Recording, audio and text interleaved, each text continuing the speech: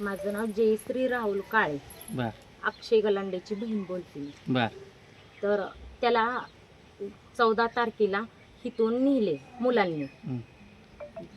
मुलं नेणारी तिथनं 5 जण गेलते. अक्षय गलांडे, आवी कोळी आणि पुष्कर डिंगरे आणि चैतन, ही एक त्याचं आडनाव काय मला माहित नाही, पण चैतन.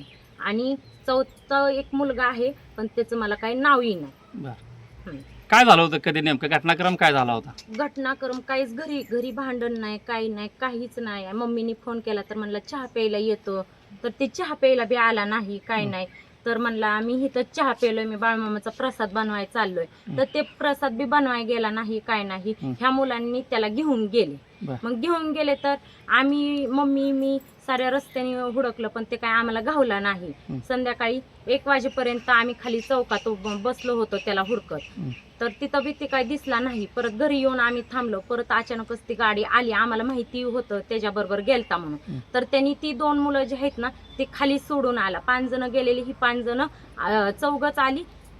5वा माणूस आणलाच नाही माझ्या भावाला त्यांनी. मग ते काय केलं त्यांनी की त्या ह्याला सोडून आले आणि इथं येऊन माझ्या समोर 2 जण उतरले. 1 जण उतरला आवी कोळी गाडीतून आणि पुष्कर डिंगरे चालवायला होता, आणि दोघाला ती खालीच सोडून आली.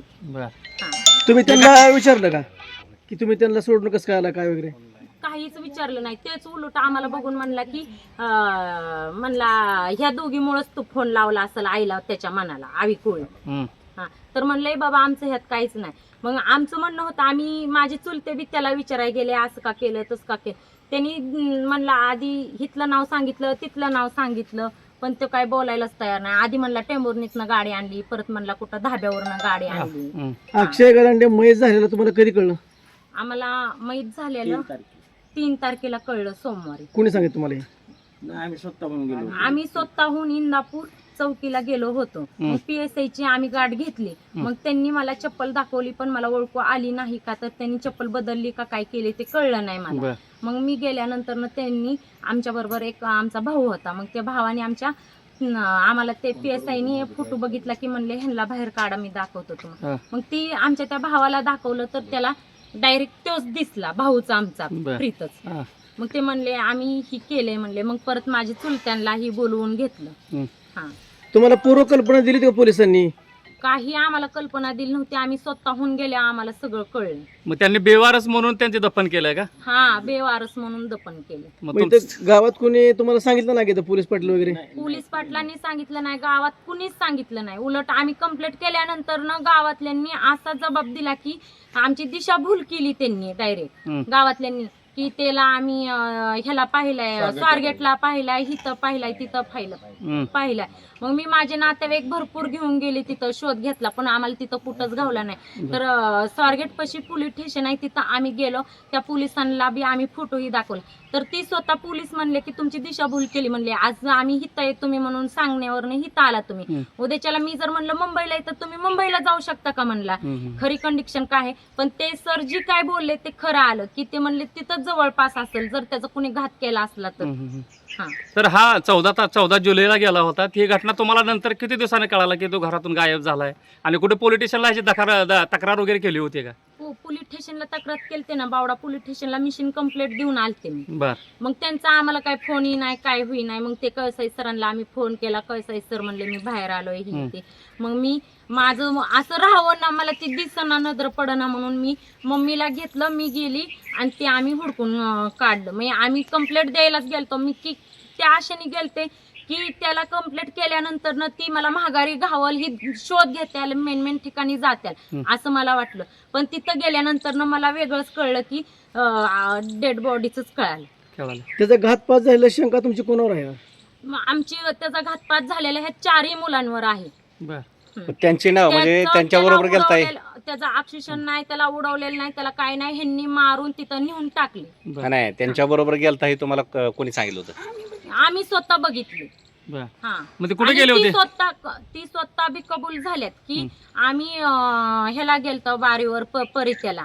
मग ते काय म्हणले तिथं दगाबाजी झाले म्हणले, ह्यांनी पिऊन धिंगाणा केला, ही केला, उचललं तिथल्या बाईला. मग ती काय झालं, भांडण झालं असेल. मग ही सगळी तिथनं आलते, माझा भाऊ, ती 4 पोरं, 5 जण मिळून आलते. मग ही म्हणतात टेंभुर्णीत सोडलं. मग टेंभुर्णी सोडण्यापेक्षा मी काय म्हणते, तुम्हाला जरी शिव्या दिल्या, भांडण झालं, पण तुम्ही तेवढ्या रातचं त्याला सोडायचं नव्हतं, तुम्ही घरी घेऊन यायचं होतं, आमच्यापाशी तक्रार घालायची होती ना, काहीतरी मार्ग निघला असता. मग ही त्याला तिथं सोडून आलं म्हणतात, पण ह्यांनी सोडलेलं नाही. ह्यांनी तात्पुरतं सोडलं असलं आणि आडबाजूला नेऊन मारून जर त्या ब्रिजवर टाकलं असलं तर आम्हाला काय कळायचंय. आता पर्यटनाला त्या संगीत बारे किंवा थिएटरला गेला होता हे तुम्हाला कुणाकडून समजलं? त्याच मुलांकडून समजलं. काय म्हणाले ते म्हणले आम्ही परित्याला बारेव गेलतो, ते खूप पेलता, तिथं त्या बाईला उचललं, असं झालं. मग ते उचललं, असं झालं, ह्यांनी आम्हाला येऊन घरी सांगायचं ना, त्याला घेऊन येऊन. त्यांनी मग आम्हाला काहीच कल्पना दिली नाही. आता बहीण म्हणून काय प्रशासनाकडे मागणी असणार आहेत? बहीण म्हणून मला फक्त न्याय पाहिजे माझ्या भावाला. जी काय झालंय ना, ती माझ्या भावाला न्याय पाहिजे. हा, मला खूप न्याय पाहिजे. आम्ही त्यासाठी लई ही केलेलं आहे. आम्हाला खरं काय कोणी सांगितलं नाही, त्याची दिशाभूल आमची केलेली आहे. आम्हाला खूप न्याय पाहिजे.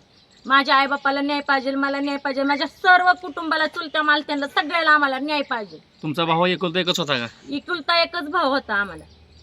तुम्ही मग अशी म्हणला की तो कोणापाशी तरी मोबाईल ठेवून पैसे घेऊन गेला होता. ते धनु पवारापाशी 5,800ला मोबाईल ठेवून गेला. पण ज्या वेळेसला ते टाक्या ठेवत होता घ्यायच्या, त्यावेळेसला आम्ही त्याला, मम्मीनी मी पाया पडून सांगितलं होतं, धनु तू टाक्यात ठेवून घेऊ नको, आमची मम्मी करून खाते, तू काय टाक्यात ठेवून घेऊ नको म्हणलं. त्याला पैसे देत जाऊ नको, जरी ती काय ठेवाय आला तरी आम्हाला सांगत जा. माझी एक एवढी अपेक्षा आहे की आता ते एवढा चांगला होता, तुम्ही चौकशी करू शकता कार्यालय, ही जिथं काम करत होता तिथं त्या मालकाकडे ही पेत होता का काय, ते पेत नव्हता, काय नव्हता, ह्यांनी पाजून ही केलेलं आहे. आणि त्या धनु पवारांनी आम्हाला सांगायचं होतं की तुमचा भाऊ मोबाईल ठेवायला आलाय. मला नाही, माझ्या चुलत्याला सांगायचं होतं, चुलत्याचा तरी नंबर असेल का नाही, तर त्याचं घरामागच आमच्या घर आहे, त्यांनी तिथे येऊन तरी लगेच सांगायचं ना आम्हाला की तुमचा भाऊ मोबाईल ठेवतोय म्हणल्यावर की देऊ का नको पैसे. आम्ही त्यात काहीतरी निर्णय घेतलाच असतं का नाही, देऊ नको म्हणलंच असतं का नाही, भावाला आम्ही काहीतरी विचारलं असतं का नाही. ते 5,800 रुपये धनु पवारांनी आविकुळीच्या मोबाईलवर सोडले आणि तीच पोरगत त्याला घेऊन गेलतं. मग ह्यांनी त्याच्या पैशावर आईश करून, चैन करून, त्याला दारू पाजून त्या बाईला उचलायला लावलं. ही सगळं त्यांच्यामुळेच झालेलं आहे. आणि त्यांनी माझ्या भावाचा घात केलेला आहे, त्यांनी मारून टाकलेला आहे, ही स्पष्ट माझा जबाब आहे. शेवटी प्रशासनाला, पोलीस प्रशासनाला काय मागणी असणार? पोलीस प्रशासनाला मागणी काय असणार आहे? न्याय पाहिजे.